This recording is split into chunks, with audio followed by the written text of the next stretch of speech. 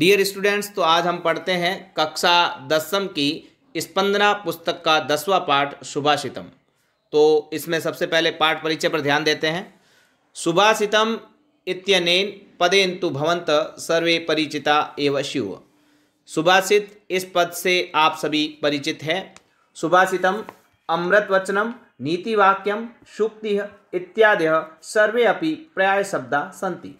सुभाषित, अमृतवचन, नीतिवाक्य, सूक्ति ये इत्यादि सभी एक दूसरे के पर्यायवाची शब्द है। तद्वाक्यम, जिस वाक्य से, वाक्यांशो अपि वा या वाक्यांशे सुभाषितम इत्युच्यते, जिसको सुभाषित कहा जाता है। यत् श्रुत्वा, जिसको सुनकर मनस्तोषः, मन को संतोष प्राप्त होता है। सुखानुभूतिश्च जायते, सुख की अनुभूति प्राप्त होती है। यत् अन्येषां मनः क्लेशाय न भवते, जिसके कारण अन्य के मन को क्लेश नहीं होता, दुख नहीं होता। यस्य प्रयोगः, जिसका प्रयोग अपरेषाम अनादराय, दूसरों के अनादर के लिए न स्यात्, नहीं होता है। यत् सत्यपूतं हितावह च भवेत्, जो सत्य के लिए और हित के लिए होता है। यत्र नैतिकता, जहाँ पर नैतिकता, बुद्धिमता और विवेकशीलता होती है। सुभाषितस्य लक्षणम क्वचिद एव कृतम अस्ति, सुभाषित का लक्षण कहीं यह भी दिया गया है। वचनम सारभूतम, जो वचन सारभूत है। यत, जो कि तत् सुभाषितम उच्यते, उसको सुभाषित कहा जाता है। अस्माकं जीवने सुभाषितम कियत् महत्वं वर्तते, हमारे जीवन में सुभाषित का कितना महत्व है। इत्यस्मिन् विषये अपि, इस विषय में भी कतिपयानि सुभाषितानि एव मिलन्ति, कुछ सुभाषित मिलते हैं। तो पहला इसका सुभाषित है, संसार कटु वृक्षस्य द्वे फले अमृतोपमे। इस संसार रूपी जो कड़वा वृक्ष है, संसार रूपी कड़वे वृक्ष के दो अमृत रूपी फल है, और वो कौन से हैं? सुभाषित रस स्वाद संगति सुजने जने। एक तो सुभाषितों का रसास्वादन और दूसरा सज्जनों के साथ संगति। तो ये इस संसार के दो अमृत फल है, एक सुभाषित और एक सज्जनों की संगति। दूसरा श्लोक है, सुभाषित रसास्वाद सज्जनेय संगति सेवा विवेक भूपस्य दुख निर्मूलनम तयम। सुभाषितों का रसास्वादन, सज्जनों के साथ संगति और विवेकी राजा की सेवा, ये जो तीन हैं ये दुखों का नाश कर देते हैं। जो तीन चीज़ें कौन सी है? तो सुभाषित का रसास्वादन, सज्जनों के साथ संगति और विवेकी राजा की सेवा करना, एक बुद्धिमान राजा की सेवा करना। ये तीन जिसके भाग्य में होते हैं उसके जीवन का दुख नाश हो जाता है।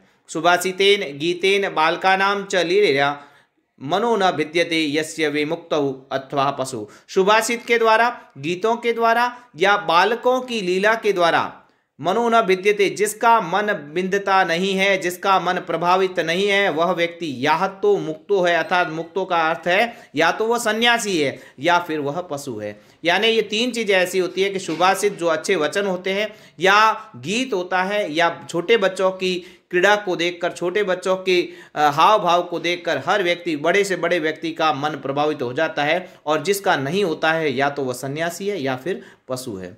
और चौथा श्लोक इसके लिए, अमेद्यात् अपि कांचनम बालाद अपि सुभाषितम। यानी गंदगी से, कांचनम यानी सोना, अमेद्यात् अपि, यदि गंदगी में भी, नाली में भी पड़ा है, गंदगी में भी पड़ा है, कांचनम यानी सोना, बालाद अपि सुभाषितम। और इस प्रकार, जिस प्रकार गंदगी में भी यदि सोना है तो उसको ले लेना चाहिए, उसके मूल्य में कोई फर्क नहीं पड़ता। उसी प्रकार सुभाषित यानी अच्छे वचन यदि छोटे बच्चे से भी मिल रहे हैं तो उसको ले लेना चाहिए।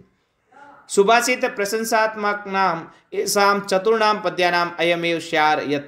सुभाषित और की प्रशंसा करने वाले इन चारों पद्यों का जो सार है वह यह है, असारे संसारे सुभाषित रसास्वादनम खलु अमृत स्वादनम समम।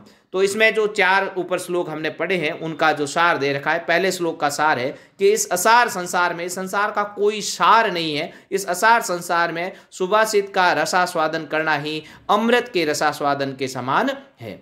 दूसरे श्लोक का अर्थ है, सुभाषित रसास्वादनम दुख निवारणम, और जो व्यक्ति सुभाषितों का रसास्वादन कर लेता है वह दुखों का निवारण कर लेता है, अर्थात सुभाषितों पर जो व्यक्ति चलता है उसके दुखों का निवारण हो जाता है। तीसरा है सुभाषितम ही मनस्य द्रव्य भावस्य कारणम, और सुभाषित ही है जो मन के द्रवित भाव का कारण है। सुभाषित सुनकर पढ़कर व्यक्ति का मन द्रवित हो जाता है, मन का अंदर जो भी भाव है वो उसको एक अच्छा अनुभव होता है। चौथा है सुभाषितम तो बालकाद अभी लभ्यते चेत स्वीकरणीयम, और सुभाषित यदि स्वीकार करने योग्य है तो छोटे बच्चे से भी उसको ग्रहण कर लेना चाहिए। अतो ही पाठे अस्मिन, इसलिए इस पाठ में भवता रसास्वादनाय, आपके रस स्वादन के लिए, ज्ञान अर्जन के लिए, गुण अर्जन के लिए, कानिचिन प्रसिद्धानि ज्ञात मूलानि, कुछ प्रसिद्ध ज्ञात और अज्ञात सुभाषित इतस्ततः यहाँ और वहाँ से समाकृष्य लेकर लिखे गए हैं। वाणी माधुरी, वाणी की मधुरता के बारे में, सद्गुण महिमा और अच्छे गुणों की महिमा के बारे में, पात्र अपात्र विवेक और योग्य और अयोग्य के विवेक के बारे में, खल सज्जन विवेक और दुष्ट और सज्जन व्यक्ति के विवेक के बारे में, विद्या अर्जनम धनार्जनम, विद्या अर्जन और धन अर्जन के बारे में, और धर्मार्जन प्रकार, तो विद्या अर्जन, धन अर्जन और धर्म के अर्जन को प्राप्त करने के प्रकार, मैत्री यानी मित्रता, दानशीलता और अहिंसा व्रति, अहिंसा का जो स्वभाव, आततायनम आक्रमणकारियों के प्रति क्या नीति अपनानी चाहिए, संघ व्रति एकता को अपनाना चाहिए, इत्येव विविध विषय संबंधानी, यहाँ विविध विषयों के संबंध में, सुभाषितानी अत्र चितानी, यहाँ सुभाषित दिए गए हैं। इन सुभाषितों को हम अगले वीडियो में पढ़ेंगे, और आपको हमारा वीडियो पसंद आया तो लाइक करें, शेयर करें और सब्सक्राइब करना न भूलें। धन्यवाद।